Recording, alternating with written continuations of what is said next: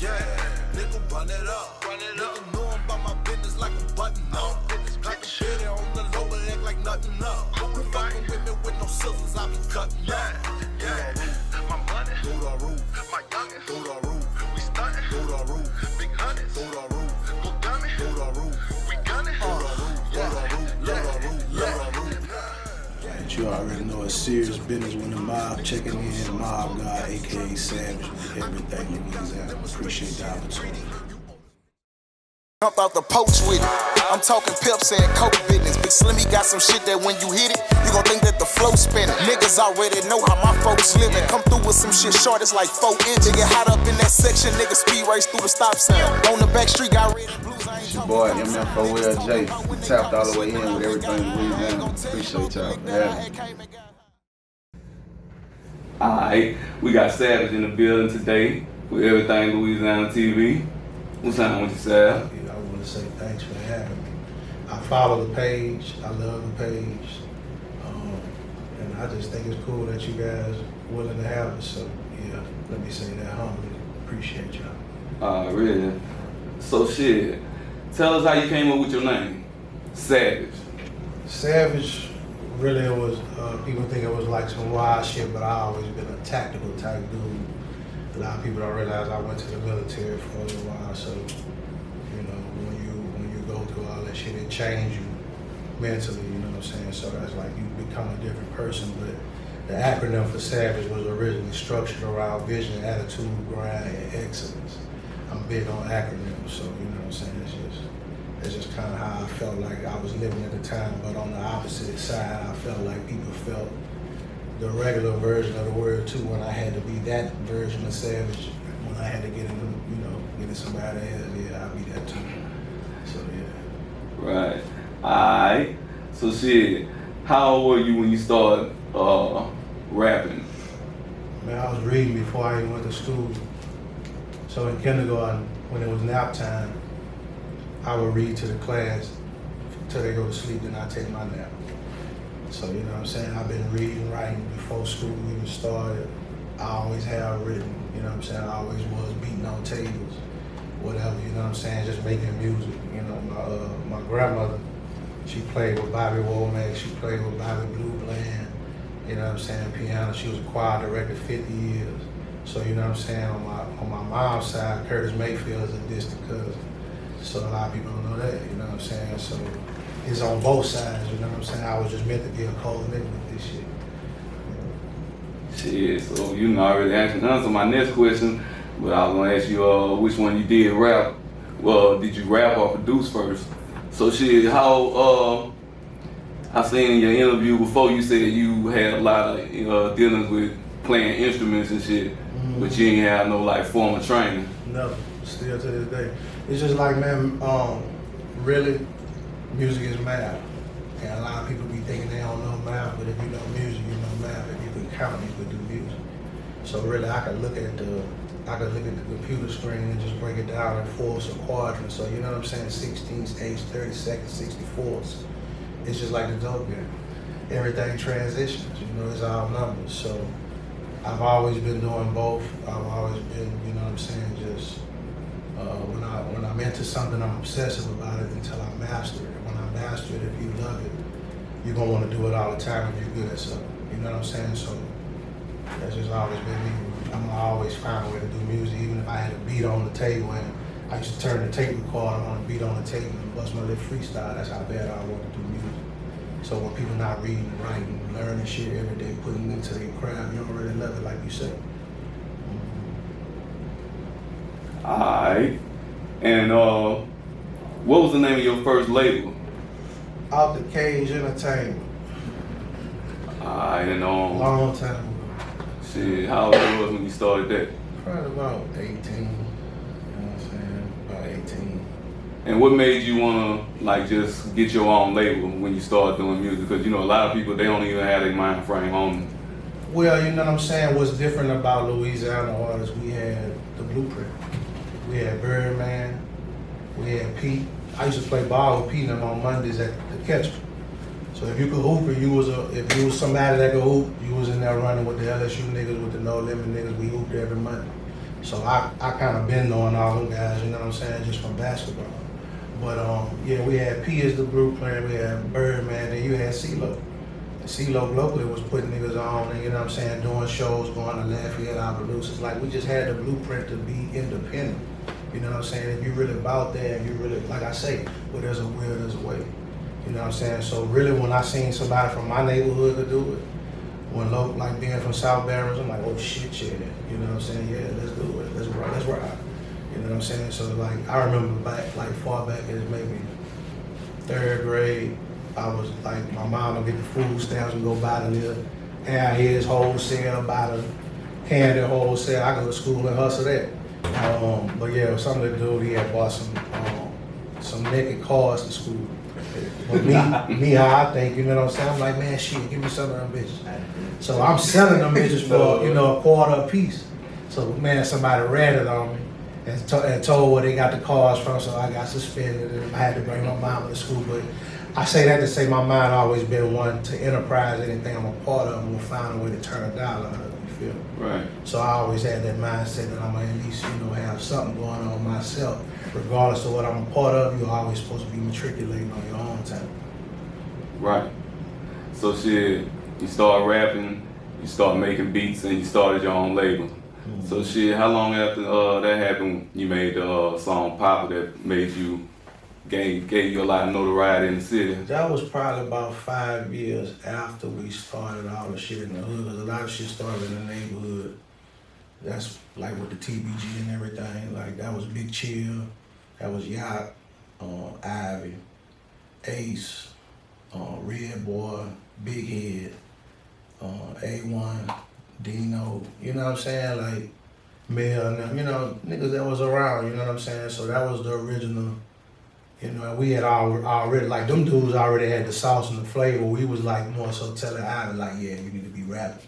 He was more so trying to get everybody else on, you know what I'm saying, trying to push everybody else to rap. And he wanted to be a label head, you know. We used to call him Birdman. And so how did you meet TBG? Y'all went to school together? Y'all from the neighborhood, bro. Like, the neighborhood was close-knit, you know what I'm saying? Everybody knew everybody. Everybody played together. You know what I'm saying? Everybody out there fought. You had some differences, and they gonna get it. The top was like, the South period was united, whether niggas wanna go back that far or not. And if I feel like personally they need to go back to that, but a lot of people ain't speaking on that. But I can speak on it because I know a time where the South was together. You know, the foe was the foe. Everybody went everywhere together, you know what I'm saying? If we ain't go together, we met up at that motherfucker, and the South was gonna be the deepest thing in there. But you know what I'm saying? Yeah, it wasn't no high school shit. It was some neighborhood shit for real, like, well, you know, people mamas hung out and shit, all our parents hung out, ran the streets together. My uncle owned a cafe on 13th Street. And if people don't know, excuse me, what area is the South? Like where the South started and where the little cutoff part where we consider from Highland on up to Terrace.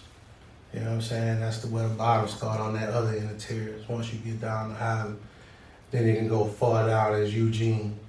That's, to me, that's where Easy Town started. You know what I'm saying? But like Convention Street, that's the South. You feel me? So that's the cutoff point. The rest of it is the bottom. All the President Streets, all the State Streets, that's the bottom. Okay. You know what I'm saying? Alright. So shit, when you made the video pop and all that type of stuff, how did you get Ivy was fucking with you at that time? Yeah, Ivy was at the video shoot. Alright, so that nigga was like really unofficially, he was like the stylist. He was like trying to tell us how to swag, how to shit. And, man, wear this, man, and put this on, man, put this chain on, woo, woo, woo, you know what I'm saying? So him and Boosie was at the video shoot. And they was actually behind the cameras the whole time we were shooting. Okay. And how old were you when you dropped that video? I think I was probably about 22, 21, 22. And how did you get the connections and find out how to get your video on BET? You know what I'm saying? Man, Brent, that was Brent from Divided Soul. Man, Brent was just one of them dudes that he was more hip hop head. Brent like backpack music. But he a student of the game too. But he was just one of them people so adamant about finding the connections. And shit, he ran up on somebody who knew somebody and shit. They hooked us up with a guy named Tuma, I believe. Tuma put that record out. I think Tuma is Spotify now. So yeah, all these people still relevant in the game today, you know what I'm saying? People just be changing positions or changing companies, but a lot of these same people still in the industry today. Alright. And shit, it's like everybody from Trill, they had their own distinctive sound. You know what I'm saying? You could tell Be Real sound, you could tell Mouse sound, you could tell your sound.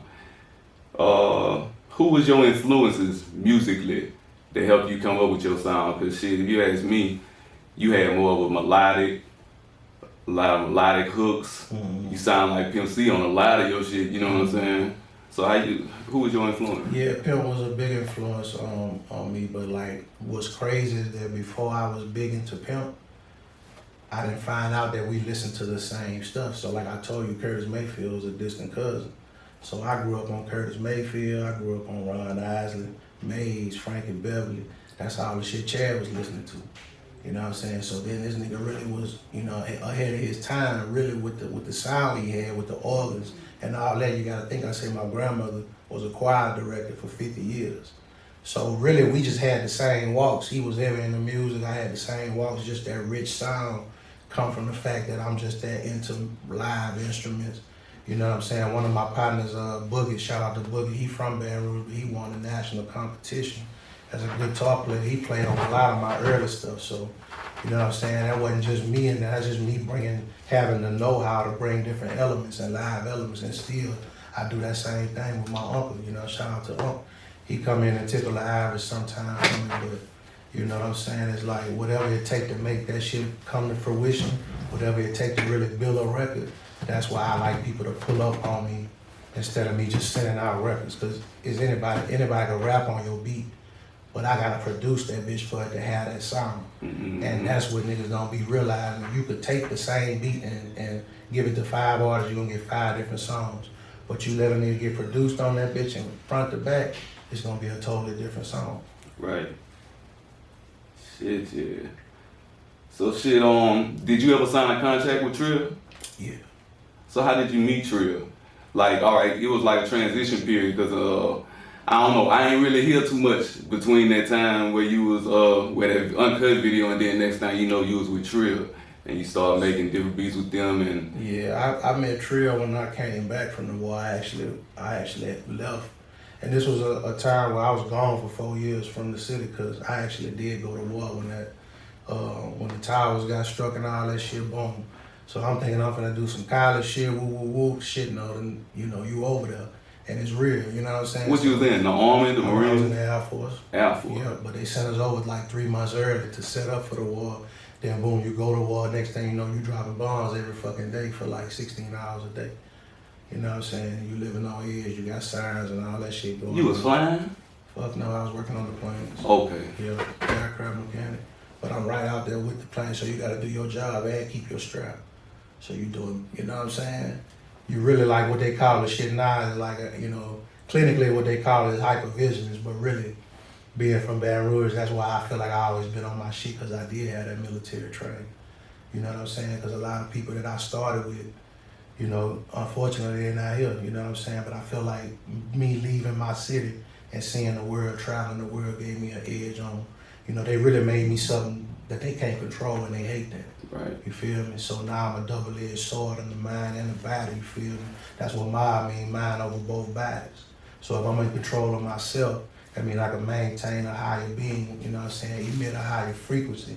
And everything that be trying to come at you, it always fail because you're a higher power. You operating under different circumstances. So did you put out any rap CDs while you was under Trill, or was it just straight production? No, I meant to tell you how I met Trill. So yeah, that was around the time, remember when Loc went to jail. So Boosie, me and Boosie, I already knew Boosie from playing ball. We both from the South, you know what I'm saying? We used to play ball. I used to whoop his ass, you know, want to admit that. But yeah, man, so and then me and his brother worked at the grocery store together. That was our first job. So I remember when dude was rapping on the tape recorder, so all the shit you heard on Loc, on first album, he had practiced a lot of them verses on his tape recorder. So he would just run that shit on the tape recorder, and you know what I'm saying? That's how a nigga would lay their shit down. But yeah, I ended up meeting Trill through Whoopi, because A1 actually brought Boosie to Whoopi studio to record that first mixtape, and that's how my first tracks ended up getting with Boosie, because I had tracks on that first mixtape. I had already been doing stuff with Ivan. Any original beat Ivan rapped on was done by me. When you say the first mixtape, what tape? What you talking about? The Youngest of the Camp? No, that was his first album. His first mixtape when he left the camp, because Low went to jail. Okay. When he say, I was the youngest and the dumbest of the CAMP, but I had to make a power move because Big Low did 3. Okay. Yeah, so that was my beat. You feel me? So it's like, you know, that was the beginning of his era, but also the beginning of my era as well. You know what I'm saying? Because he was really running with TBG. You know what I'm saying? Like after he left Low, he was running on our side of town. You feel me? So yeah, nigga embraced him and shit. He was working with the clique. You know what I'm saying? So you didn't put any rap albums out when you was with Trill? Nah, originally I was supposed to sign as an artist, but I was signed to somebody in Atlanta when I first got out the military. So that shit didn't work out. We ended up doubling back. We still kept working together, me and Trill. But I signed as a producer at that point. I think the contract was like $3,800, which, you know what I'm saying, which ain't really no money, but at the time, you know, a nigga thinking on a bigger picture like, okay, well, this finna pop off, we gonna do X, Y, Z, maybe this could take a nigga higher, you know what I'm saying, you know, possibly turn into something bigger, which I felt like it should have had it been handled, you know what I'm saying, properly, but everybody was just kind of trying to figure their way out along the lines while we was growing up, you know what I'm saying. So you wasn't like exclusively like had to work with Trill. You could work with anybody who you wanted to. Nah, they got a cut of everything I did as far as outside the label, you know what I'm saying? So like I had did 3 for BG Project, and they held his project up because they wouldn't sign off on the records until they got paid first, which the niggas was in the hole with me already. They should have just gave me that whole check. But you know what I'm saying? Yeah, nigga had held the records up.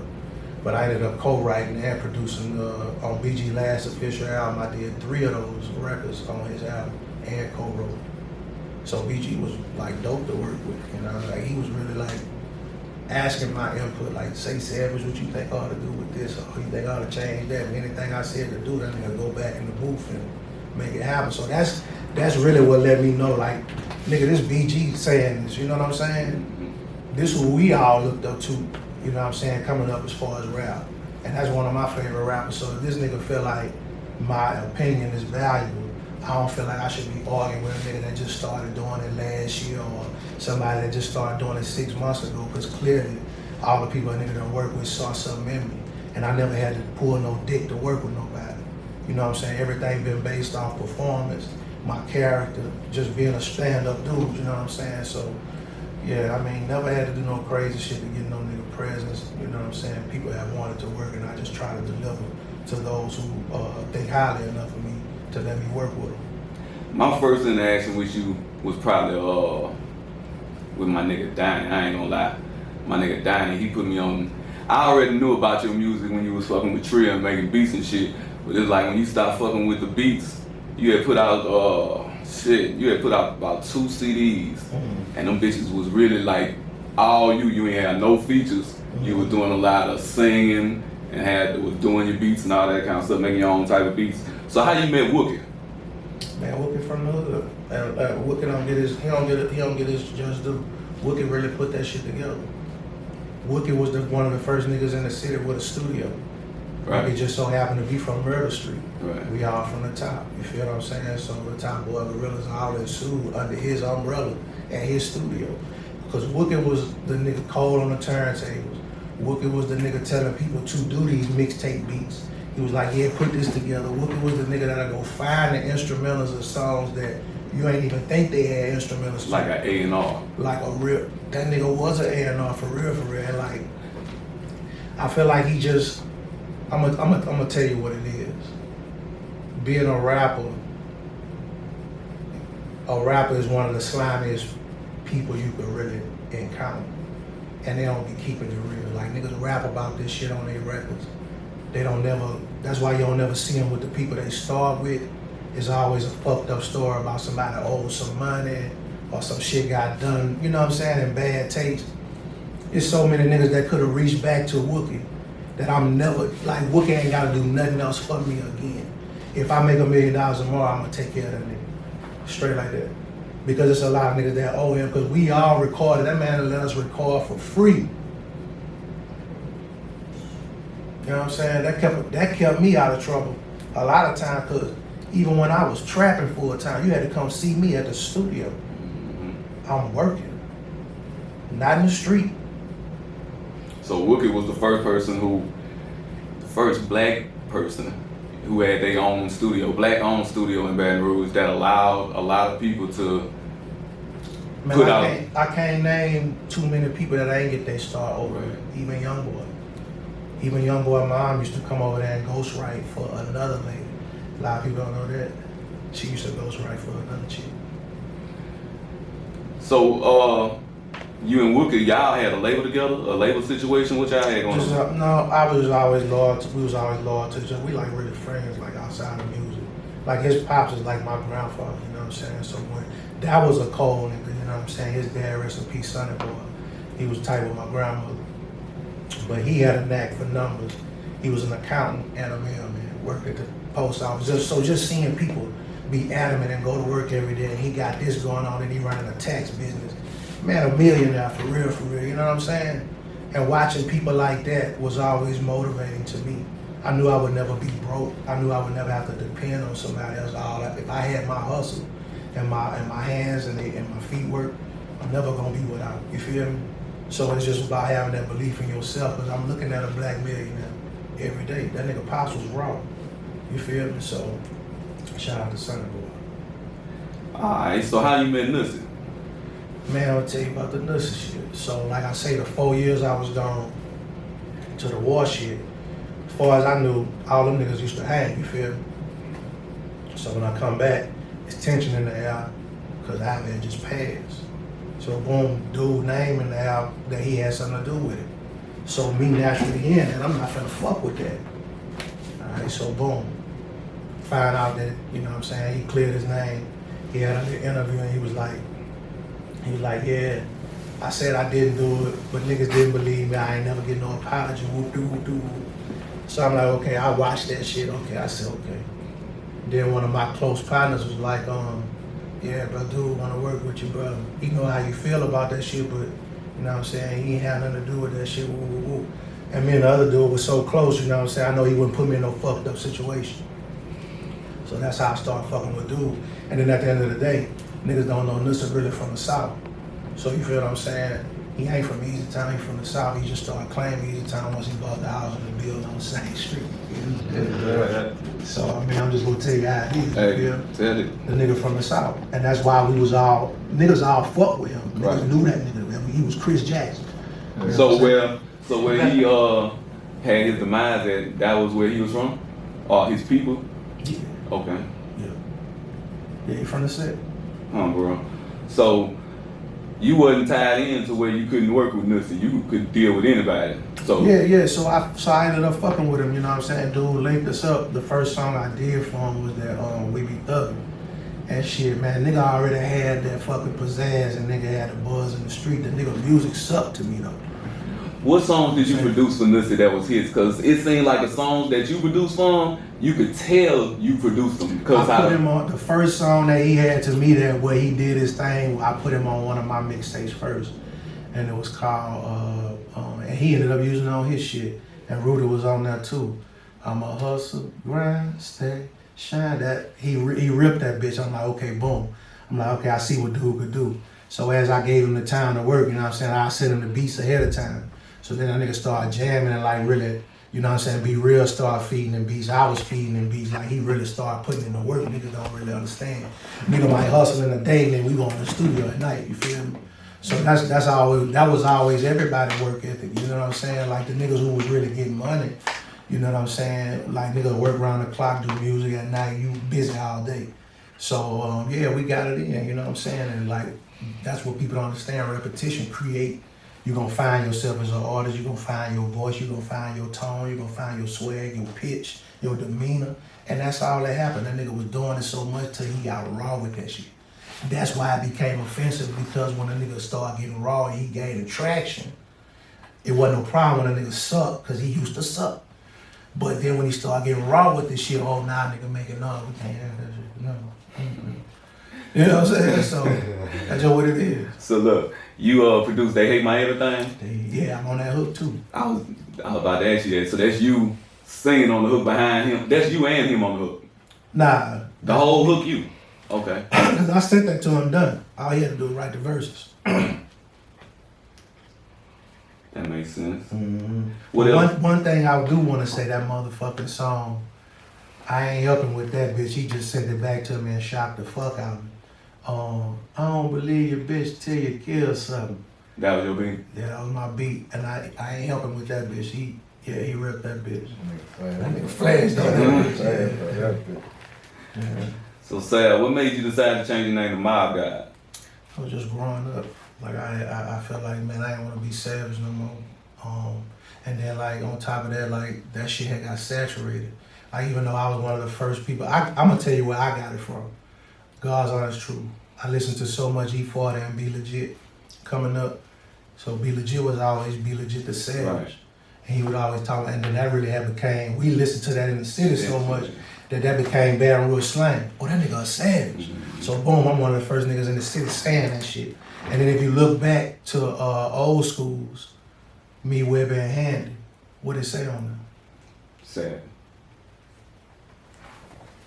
And that was before anything else. So then you had 21 Savage, you had another Savage. I didn't want to, that's watered down, now let me do something else. Right. You know what I'm saying? But my stature and my demeanor and my elevation and my mind had grew so much. That's why I say mind over both bodies. As long as I'm mastering myself, shit, I'm gonna be a mob nigga, you know what I'm saying? Mind over both bodies. I'm in control of me. You know what I'm saying? I'm in control of my finances, my mind, my mental health, you know what I'm saying? My body, me going to the gym, even that's discipline. Same way I do music every day, I'm gonna take my ass and go work out. You know what I'm saying? Just because I'm trying to keep my mind intact. All that shit form as one to keep you as one. You know what I'm saying? One of them bitches out of equilibrium, you're gonna be off. Right. Just like if you fucked up with your girl, she ain't right at the house, your whole day get thrown off, because that's something that's important to you. Right. So now you out of equilibrium. It's all about keeping balance, you feel what I'm saying? Which is the 8, why we base our shit on the 8. That's why Solo Mafia is 8 is the number of balance, you feel what I'm saying? But I'll teach you more about that later. So shit, what's next for MobbGod? Man, I got a slew of artists. I got my artist over here, Jay, man, he killing it. Just getting so much organic love. Where the beans at out right now. We got a challenge. What's the name of the challenge again? Y'all must have forgot. Y'all must have forgot challenge. We got Slasher, he over here engineering, he making beats. He at the studio, this is the second studio. Matter of fact, we are our second location in Platinum. So if you need somewhere to go and you want to duck off and get some shit done, don't come playing, come working. You're gonna be straight, you know what I'm saying? But yeah, I'm dropping, they dropping. We not sitting on no music. The goal, honestly, we finna be like on some new Death Row, new No Limit type shit where we just, I got artists from the Bay, Cali Hustle, he finna drop.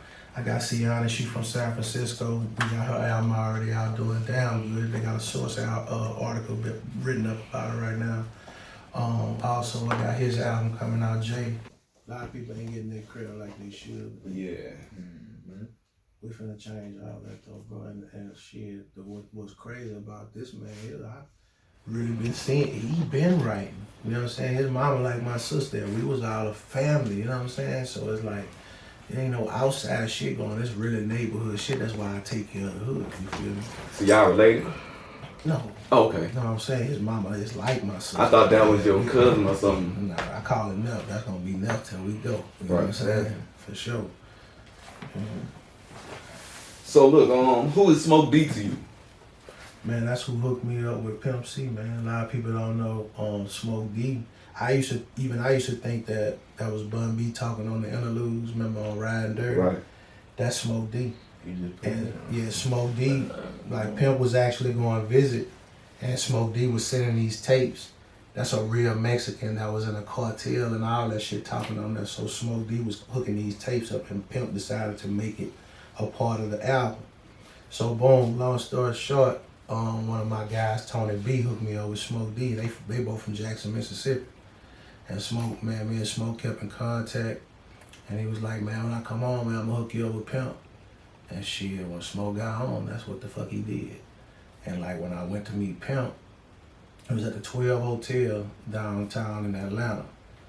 And man, he was coming off the elevator, I'm going on the elevator. So I'm really going up to his room, crazy shit. As the doors open, we walk into each other. So I put my hand up, he dabbed me, you know what I'm saying? I started trying to talk, I say, man, I know who you is, nigga. Yeah, Savage, BET Uncut, check me out. Yeah. Yeah. That shit made you feel good, huh? Shit, you know what I'm saying? For a nigga, you know what I'm saying, that I grew up listening to, idolizing for real. You know, one of my, cause I mean, that nigga changed the game. Pimp was one of the first niggas putting the organs and claps in the motherfucking music. A lot of niggas was with the boom bap shit, but this nigga coming with the soul, bringing that church, bringing that, you know what I'm saying, that real, you know, the trenches to the fucking, to life, you know what I'm saying, and shit, man, that nigga was just going around like, man, we got so much in common, and it wasn't like that on purpose, but I still got relationships with niggas that I met through music or streets and vice versa, and we ended up becoming friends, you know what I'm saying, through all these little small towns and Jackson, Mississippi, Natchez, you know what I'm saying, Duval, Huntsville, Baytown, you know what I'm saying, Houston, Orange, Beaumont, you know what I'm saying, all these little towns, you know what I'm saying, I still got people that I've met through street shit and music shit that's just good people, bro, so all that, like that music, bro, it just bring you places. It bring you so many places if you got a gift, and that's why they say your gift make room for you. Like all I do is music, bro. Now that's it. You know, it was a time where I used to have to do a bunch of shit to make the world spin, but now I felt like I had to just focus. When I got focused, bro, I put my mind on the business, because I hated the business because I didn't understand the business. But when you understand the business, people don't like to deal with you because they can't fuck you. You know what I'm saying? That's why a lot of niggas don't shout me out, a lot of niggas don't really sing my praises, because I can't be played with. You know what I'm saying? And I hate the fact that they feel that they can't do business with me, but the thing is to just do square business and we could all eat. You know what I'm saying? If you ain't got no malice, it shouldn't be no problem. But niggas be having ulterior motives and they don't want to bring that around you because they know it's see-through. You feel me? So, yeah, if you ever want to fuck with the Mobb, bro, we ain't hard to find, bro. Just come correct, bro. Alright, and shit. So why did you leave Baton Rouge and go to Atlanta? Because I was spazzing in this bitch. Real shit, I swear to God. Every week, like, I was either fighting or looking for somebody, or, you know, and I don't never start no shit, don't get it twisted. I'm not no messy nigga, but I'm gonna handle my business every time. You know what I'm saying? And I feel like, bro, you gotta nip shit in the bud because people take shit far, bro. And when you beat them to the punch, it's like, oh, this nigga really serious. Oh, yeah, nigga. All right, bro, go ahead. Yeah, I'm like that. You know what I'm saying? So you got, you know, I had to really get the fuck away from here because I was starting to go to jail and shit. And then when I seen the type of influence I had in jail, I'm like, man, you know, niggas be fighting in jail and not respecting shit, especially in Baton Rouge. So if you go to jail and get respect in that motherfucker, like, damn, let me use my shit for the right reasons then. Let me try to help keep people out of this shit. Because this ain't nowhere for nobody to be, you feel me? So I ended up busting out in 2012. I actually ended up going to aviation school.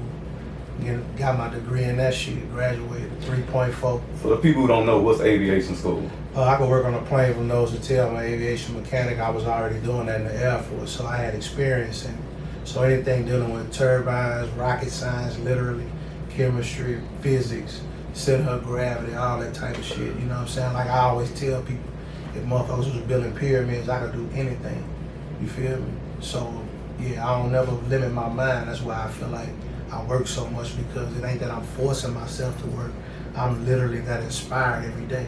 And one of the last things I do before I go to sleep, I'm gonna either watch a documentary or I'm gonna read a book. Every time. So every day, that's one of the rules, you know what I'm saying? Like to daily self-educate. Ain't nobody gonna make you go get on your shit. You got to get on your shit. You got to figure out your contract. You got to figure out why you getting jacked. You got to figure out why your points ain't there or why your check ain't come. You know what I'm saying? If you ain't counting your own money, ain't nobody gonna count it for you. You know what I'm saying? Right. So you shot out, you went to Atlanta. How long it took you to get established out in Atlanta where you got your studio and everything popping out there? My partner, I had a partner out there on the west side, named Lou, bro. Lou was doing this thing, bro. And he already had a studio. That nigga was off and back here, Adamsville area. So like the west side embraced me early. You know, I know a lot of cats on the west side. They just, you know, took me in. What's crazy is I even knew the dude. I don't even know where he at no more. Once he got caught up in that T.I. scandal shit, Alpha Mega. You know, that used to be T.I. Muscle. That was one of my homies. You know what I'm saying? I ain't talked to dude since I seen all that paperwork shit. I don't know where he at or whatever, but even him, he introduced me to a lot of cats. And niggas respected him, you know, like, niggas say what they want about him. I don't really know what happened with that shit, but in the street, niggas wouldn't play with dude. You know what I'm saying? Niggas wouldn't play with dude. So he put me on a lot of people. And I just always kept my face clean. I don't ever fuck over people. You know, I always do good business. I believe in it. If I fuck up, I'ma fix it, make it right. I'ma do more than I just do. You know what I'm saying? It's just about respecting people, bro. And the only time I act out is when I'm disrespected. You know, when you blatantly did and like we ain't gonna do nothing about it. Like that's a slap in the face, because I know it was a time where I was kind and genuine to you and welcoming and accommodating. So you know what I'm saying? That really hurt coming from people you think wouldn't do that to you. Yeah, by the way, a nigga owe me $7,500. I'ma need that. Yeah, I meant to say that. He don't know what I'm talking about. Alright. So look, when you was out in Atlanta, didn't you have a situation with the Black Lives Matter or? Yeah, that shit started here. Cause my little homegirl, I didn't even know her at the time, but it was a chick that posted it. Cause she was out there when Alvin got shot, and she was scared to post that bitch. And I'm like, man, that's fucked up. They did that to that man. Woo, woo, woo, woo, woo. I'm like, shit, send that bitch to me. I'm gonna post it. You know what I'm saying? So my thought was, I'm posting this bitch so they could go ahead and see that they shot the man, so they could go ahead and lock these niggas up. But even if you do the research on the cops, these niggas had so many excessive force complaints between the two of them, and one of them had shot a dude like 8 times in 2008. So if that ain't enough information for you to convict them niggas, I don't know what was. You know what I'm saying? So boom, I posted it. The shit go viral. It don't even go, it like a bunch of people posted it on Instagram, but they ain't have my real name on there. On my Facebook, that bitch went quadruple platinum.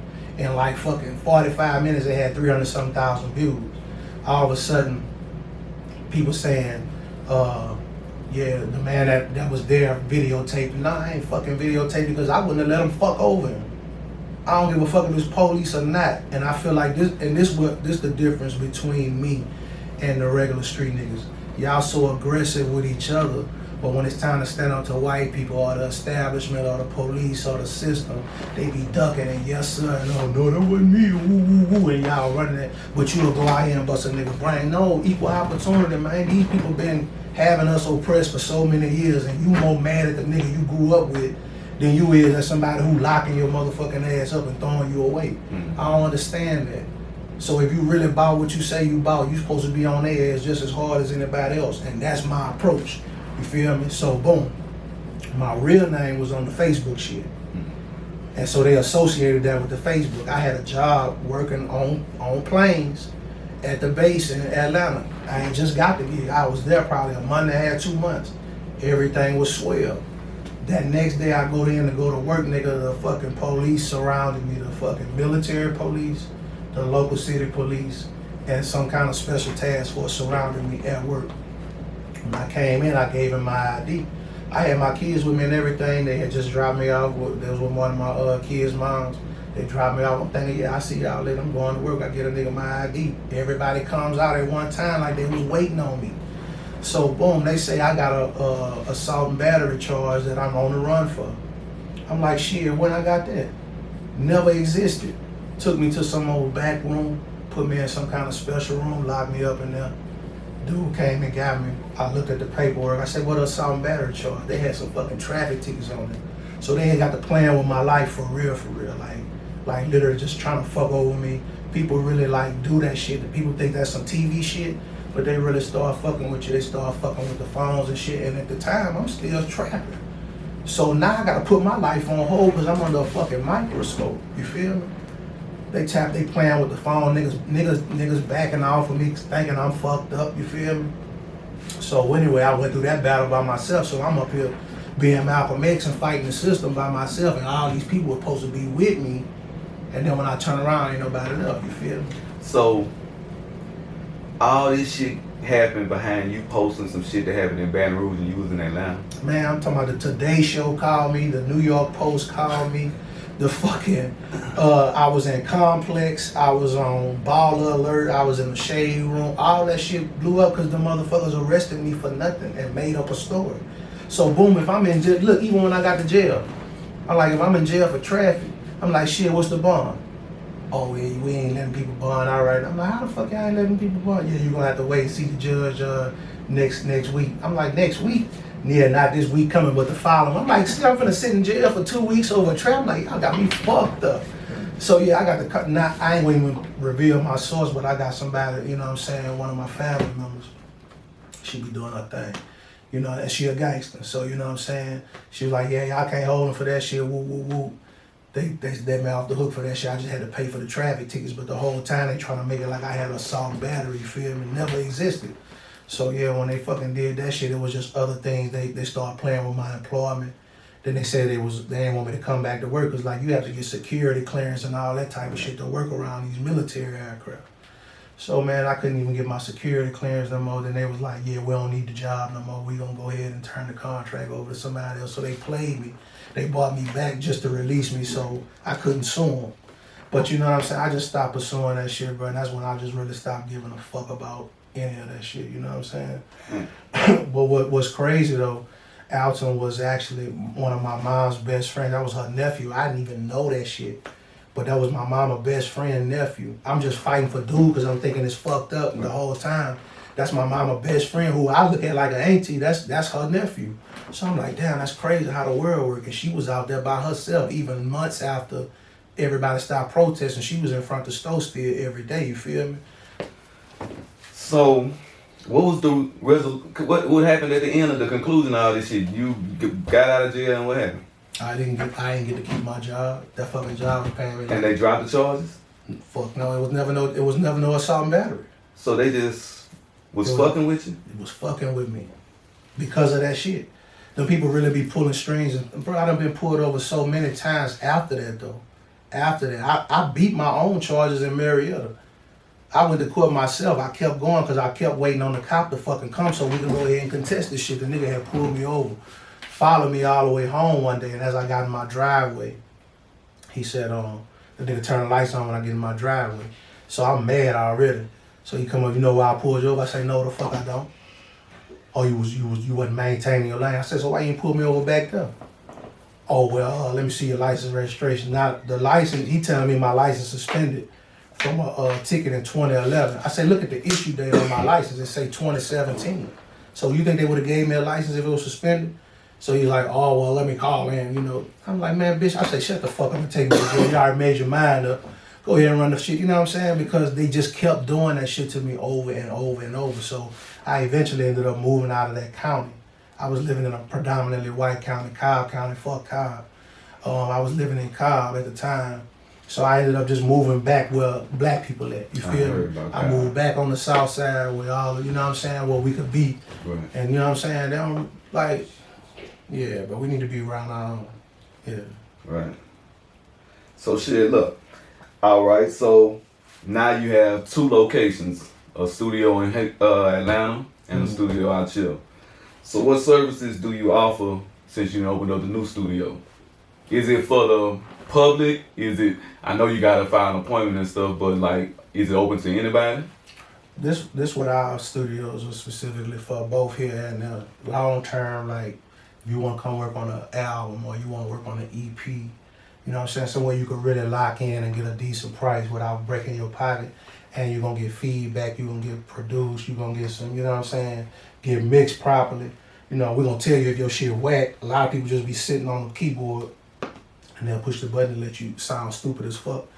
And we ain't with that, you know what I'm saying? We about producing a certain product, not only for our artists, but we trying to maintain a level of excellency.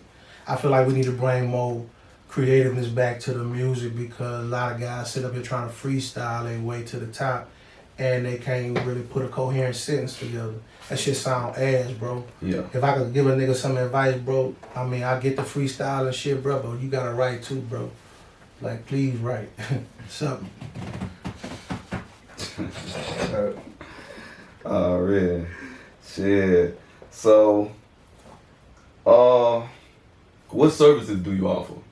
So mixing, mastering, recording, podcasting.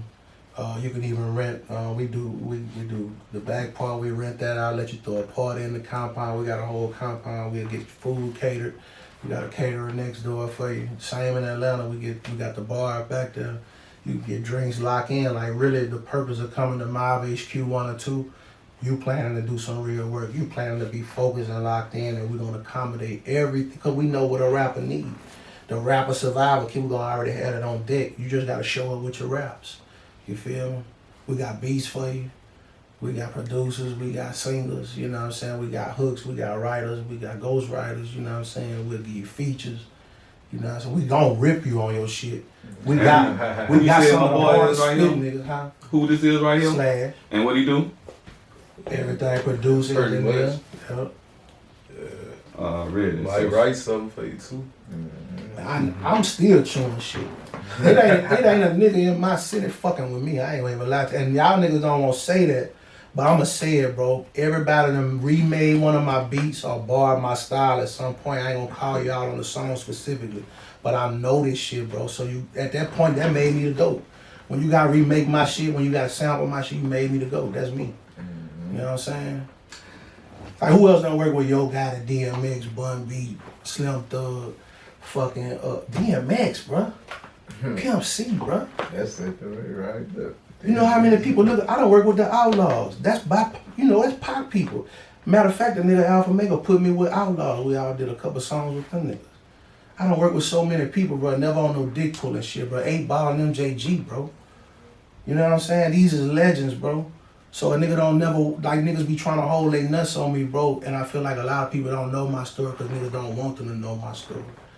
But yeah, I've been doing this shit at a high level. Who else could survive 20 years? I'm only getting better because I love it. You gotta love it to last. That's why so many niggas then came and went. You the only producer of real shit. You and Be Real from that era that's still relevant right now. And we talk about that. And we know that. Straight up. That nigga a workhorse. Like You know what I'm Mousy saying? do his thing over there, but y'all 3. Yeah.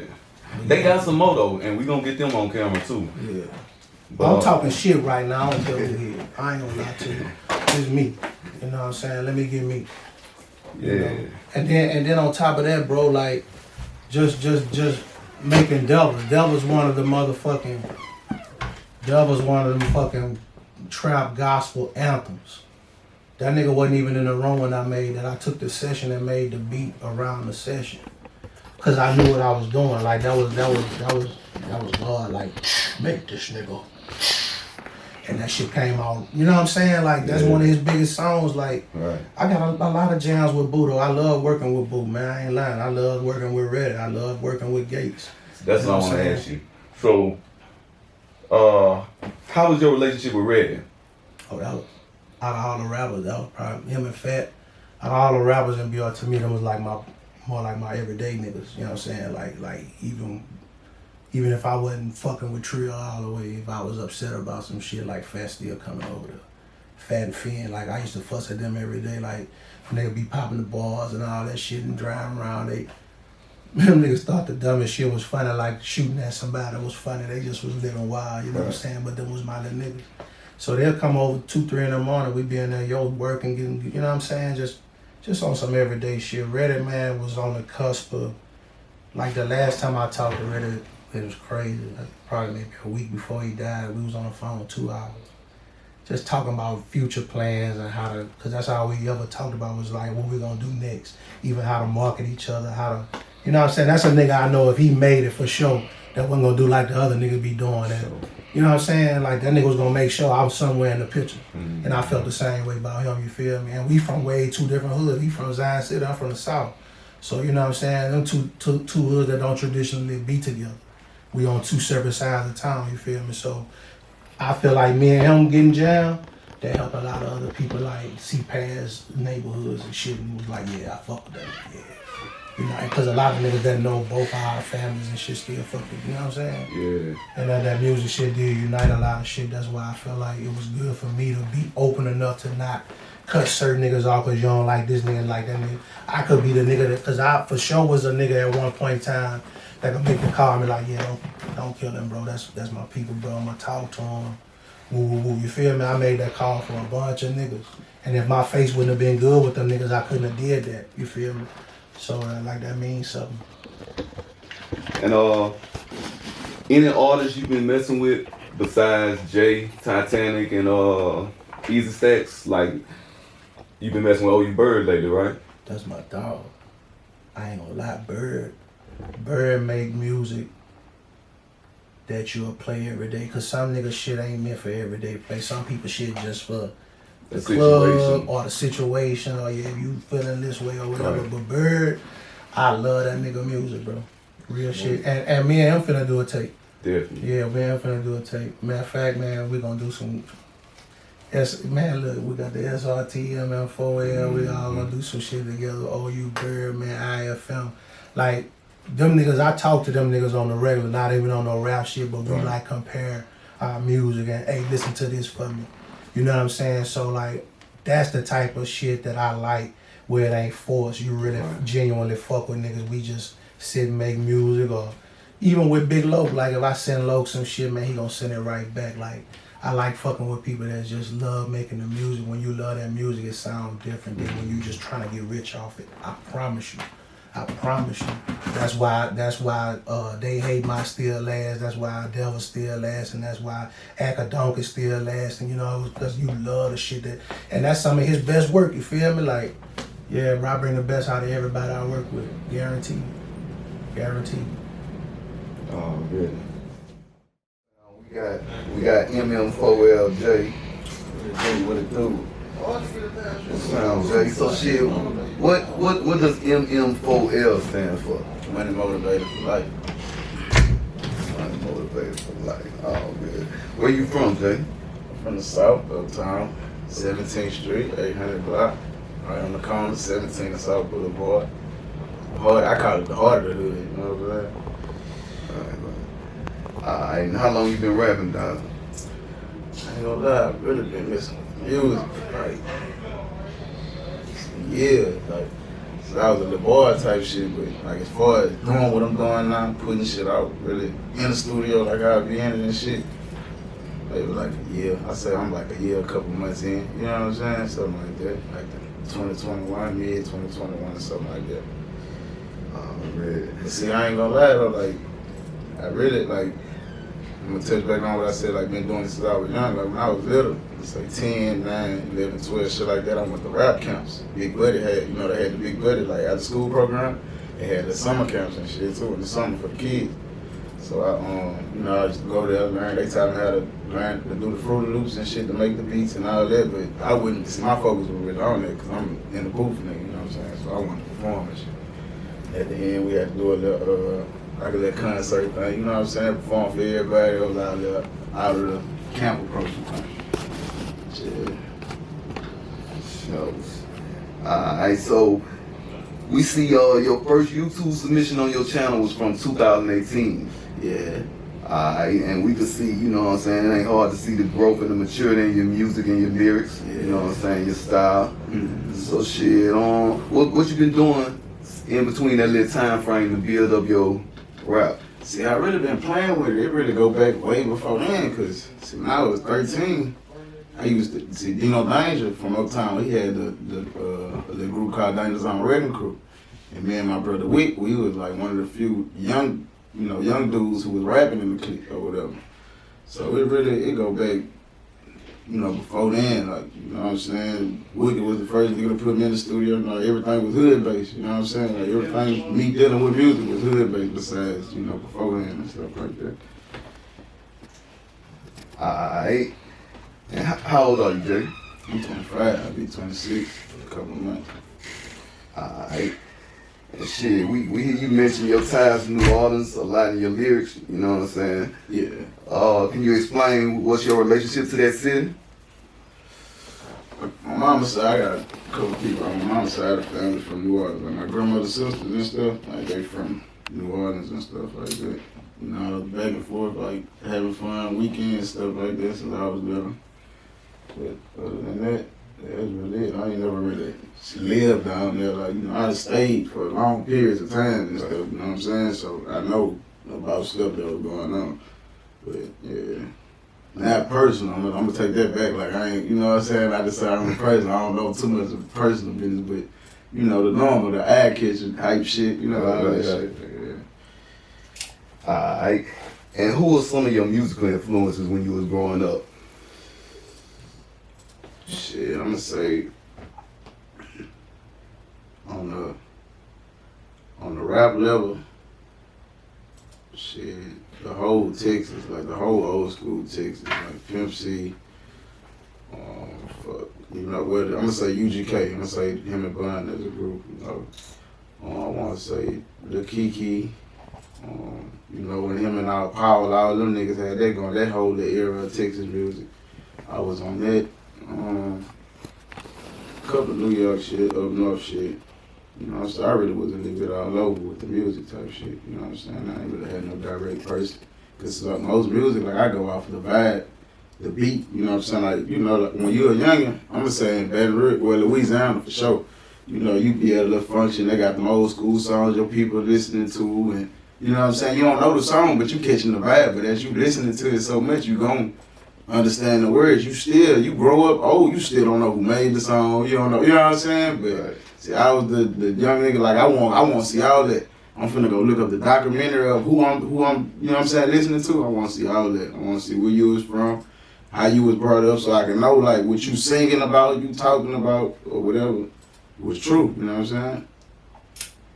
Alright, so how you label your music? Are you would you consider yourself a trap artist? Would you consider yourself like a gangster rapper?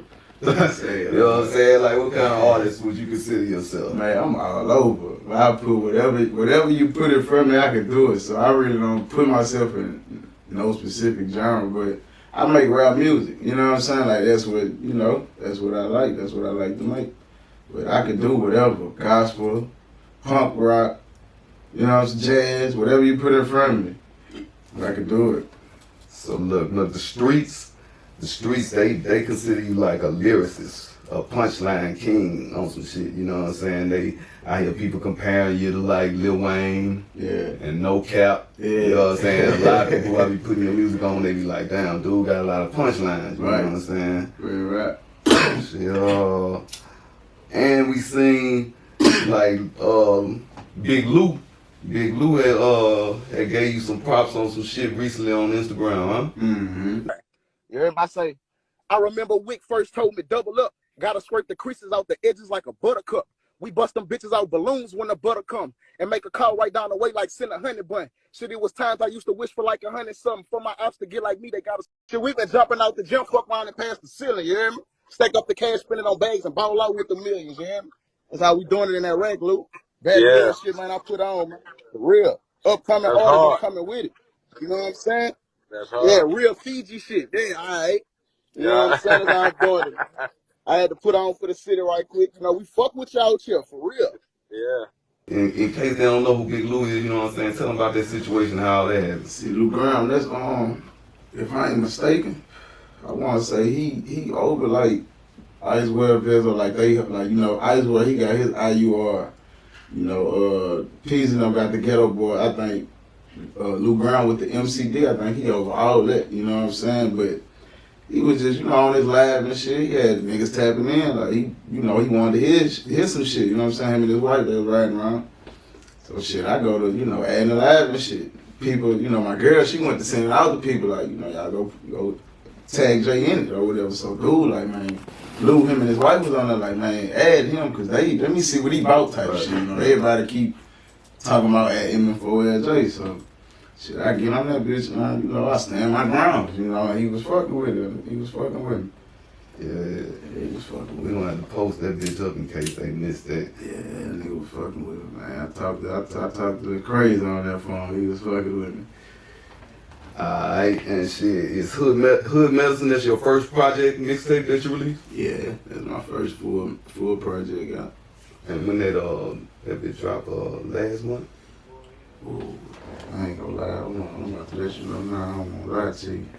I wanna say, yeah, it was about last month, I don't, yeah, last month, yeah. Matter of fact, yeah, really. And how many features you got on Hood Medicine? I just got one feature, I got Savage on that MobbGod. I got Mobb on there. That's it. Everything else was all me. How you decided how many songs you wanted to put on though? See, I ain't gonna lie, I really was undecided. But Uncle had helped me, like, by me being new to the, you know, like the structure part of the music world, you know what I'm saying? Not just going to drop stuff, being my partners, well, we gonna put it on YouTube, I'll go call a video man and shoot it. But the real structure way, I'm gonna call him. Because I know one thing, he gonna let me know what's up. He ain't gonna let me down, he ain't gonna leave me wrong. Right. He gonna tell me the right way to do it. You know what I'm saying? So, you know, he let me know, he like, shit, just, if you so undecided about, see, I look at it like coming at a mixtape, like, coming straight in, like, you gotta have everything together. Because a mixtape, you gotta have a set amount of songs on there. In my eyes, this is how I look at it. You gotta have a set amount of songs on there, you know what I'm saying? Ain't gotta be no big list or nothing, but I wasn't really too much ready. But I was ready for people to hear how I'm coming and understand that, yeah, I'm for real. You know what I'm saying? So he was like, well, shit, just put a little EP out. Right. So shit, I had shot to the A, you know what I'm saying?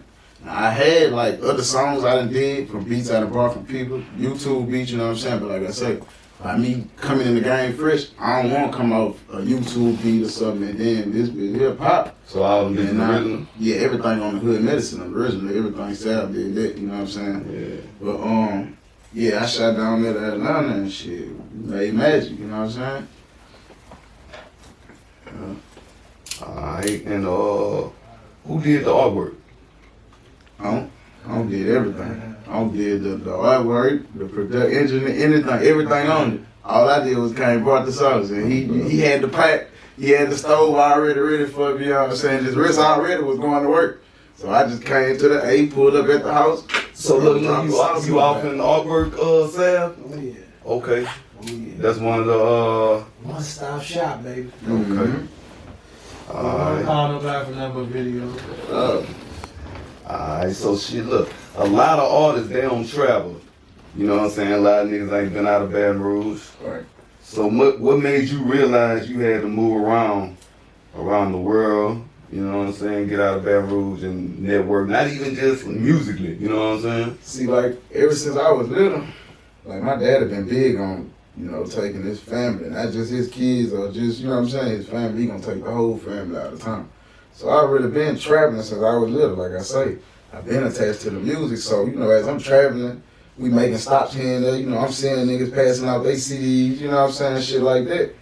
But like I say, as far as on the traveling note, getting out, like it always, like, well, first of all, I'm gonna say, as far as coming from a new artist to another new artist, that's a big step. Like, you gotta move around. You know what I'm saying? You gotta pass your music out. You know, some people be, you know, have their pride in the way, like, oh, I don't want, you know, you gotta put that pride aside if you wanna make it, you know what I'm saying? If you wanna do something, you know, the only way for you to get here, not just in your city, you gotta move around and, you know, put it in there. Whether it's just you going on Google, going to look up a studio somewhere, you know what I'm saying, in a part of Texas that you want to been to once or twice. You go there and book a session, you done took a whole little trip, you and your partner, same partner, you got piled up in the studio in your hometown. Y'all go jump on that road and go down there. Not a nigga who in there producing and engineering, you know what I'm saying? He gonna put, man, these are niggas, man, you ever heard of Woo from Baton Rouge or what? He put you down on, you know what I'm saying? Right. I look at everything as networking, man. I do everything for networking, man. Yeah. You gotta move around for networking. So that's I was just about to ask you what's some advantages to traveling. So shit, anything else like advantages? Meeting new people, meeting good people at that. You never know who you gonna meet, I ain't gonna lie. That's the really biggest and the main advantage, networking, you know what I'm saying? getting their business stood on. Right. Alright, so shit. Explain your mouth to the people that, you know what I'm saying, don't understand what's going on. Alright, If you know, you know. See to the top, A to the bottom, you know what I'm saying? It's a BBS thing, you know what I'm saying? What cuts and style that is? I got a honeycomb set BBS diamond, BBS ones. You know, regular round stone. Nothing too fancy. I ain't, you know. I ain't want, you know what I'm saying? Just let's start to me. Cause I was always big on, you know, I'm from Baton Rouge, so the main thing a young nigga walk with diamonds and cutlass, old school, you know what I'm saying? It's the main goal. If you got some money, no matter if you work for it, if you jug for it, if you stole for it, whatever you did, you know, the main thing you gonna want is that old school and them diamonds. Real talk. Alright. So you ever been to jail, Jay? Yeah. That's why I'm as wise as I am, too, as humble as I am. You know what I'm saying? Like, I'd have been through shit. Right. I'd have been through a lot of shit. Jail, as soon as I made 18, I experienced jail, to be exact. You mind telling the people what you went to jail for? Every time I go to jail, shit, be for the simplest thing, the thing that they need to go ahead and just cut the ties with marijuana. That was it. My first choice, though, I went to jail for marijuana. I got caught at school with some marijuana. You know what I'm saying? And I had to shake the spad, and you know, it was all type of crazy stuff. I ain't gonna lie. That's a story to be told. You gotta listen to the music, man. I got everything in the music, man. And do that medicine telling you, I put a little bit of everything, all of them just sitting songs. Tell you. Alright, and shit. What jail done taught you? Jail taught me you can't put shit past no nigga. Watch your back, you know what I'm saying? It taught me how to mind my own business, you know what I'm saying? Mind the business that pays you, you gonna last a long time. I'd have been around niggas. Say, I'd have been around it all, bro. I'm talking about I'd have been around it all. I'd have been around niggas who got 99 and still feel like he gonna go home tomorrow, you know what I'm saying? But that's what being around niggas like that and being around like the wild stupid shit in that, like you really getting a little bit of everything at once. Like, nigga, I take it as God showing me like shit. Like this what this what you could be up against. You ain't locked down in this bitch like this nigga, and you ain't crazy like these niggas over here, you know what I'm saying? But you could, you know what I'm saying, the shit, you could be stuck around it. You don't want to be stuck around it, so, you know, that's where the humble part came in. Like, can't move the same, you know, when I did get in that trouble and went there every time I came home, I switched it up every time, you know. So what made you want to get back on that music shit? You know what I'm saying?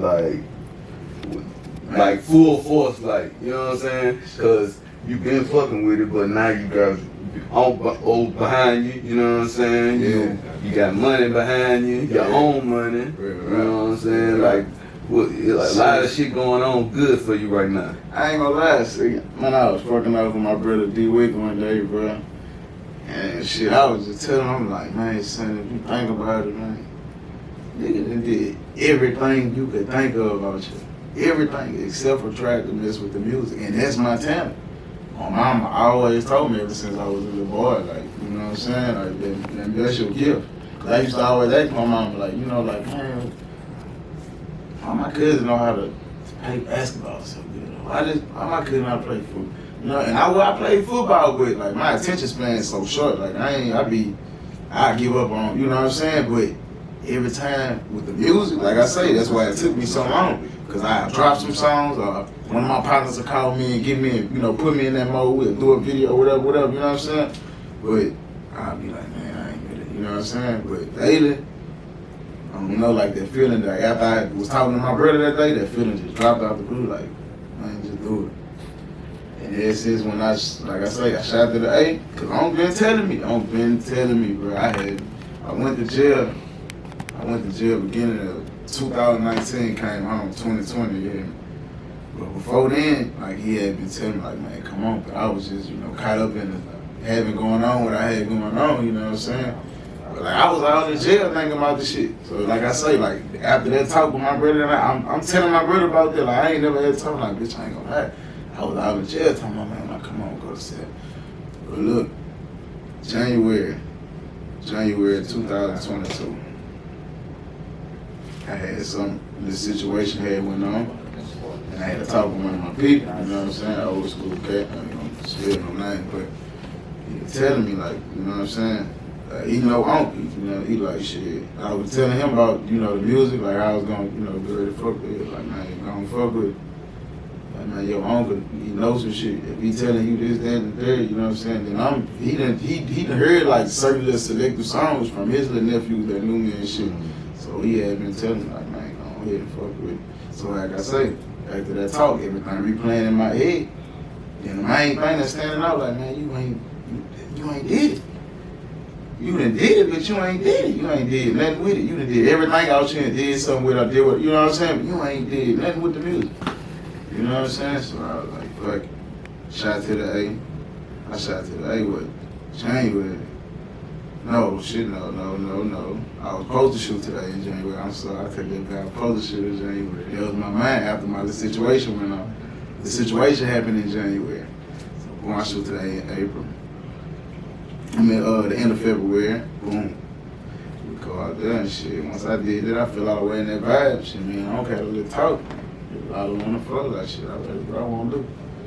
I won't do nothing with this, you know what I'm saying? That's what I do. I wake up, come to the studio, you know what I'm saying? Handle my little business as a family, man. That's what I'm supposed to, you know what I'm saying? But other than that shit, this is what I'm doing. Alright. And shit, what we could look forward to from Jay in the future? Man, I'm about to do a deluxe to the hood medicine. And I'm about to do a video to the out the camp. And shit. You know, I'm not hitting with tapes in there, videos in there, you know. You know, I do it about probably every week, the week or something, you know what I'm saying? Let me be honest, I'm on the edge, I ain't gonna lie, I'm on the edge, and I ain't letting up. But there's a freestyle on Instagram or something, you know what I'm saying? I'm on the edge. I ain't letting up at all. Already. Yeah, look out for Jay. And what Solo Mafia stand for to you? Shit, Solo Mafia. I mean, one band, one man, one song, but it's all as a family. You know what I'm saying? It's a man thing to me, you know what I'm saying, when it comes to the one man, one song shit. You know what I'm saying? But shit, this Solo Mafia shit been engraved in me since, like I said, as a boy, man, you know. I've been standing on this, you know. And after everything went on with him, you know, he was solo.